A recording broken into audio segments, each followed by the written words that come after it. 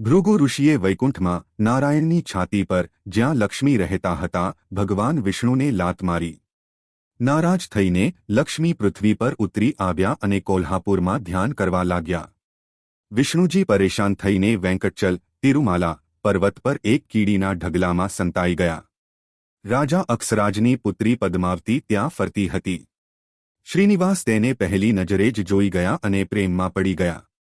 વકુલા દેવી માતા યશોદાનું એક સ્વરૂપ એ લગ્નનું આયોજન કર્યું.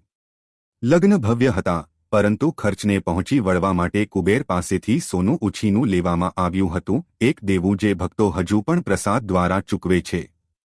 પદ્માવતીના મહેલમાં રહેતી વખતે લક્ષ્મીને ખબર પડી કે તેના પતિ શ્રીનિવાસ પરિણીત છે. વ્યથિત થઈને તે તિરુમાલા પહોંચી. આગળ શું? ત્રણેય વચ્ચે પ્રેમ ત્રિકોણ. લક્ષ્મીએ પૂછ્યું, શું હું વૈકુંઠ પાછો ફરીશ? પરંતુ વિષ્ણુએ કહ્યું, ના, હું કલિયુગમાં ભક્તોનું રક્ષણ કરવા માટે અહીં રહીશ. તમે બંને મારા સાથી બનો.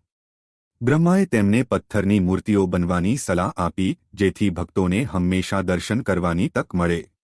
શ્રીનિવાસ મંદિરમાં મુખ્ય મૂર્તિ બાલાજી બન્યા. પદ્માવતીને પડોશી તિરુચાનુર મંદિરમાં સ્થાપિત કરવામાં આવી અને લક્ષ્મીને બાલાજીની બાજુમાં ઉત્તરીય મૂર્તિ અથવા ભોગ શ્રીમતી તરીકે મૂકવામાં આવી. આ ત્રિકોણ ભક્તિનું પ્રતીક છે. એક દેવતા બે સ્વરૂપોમાં પૂજાય છે.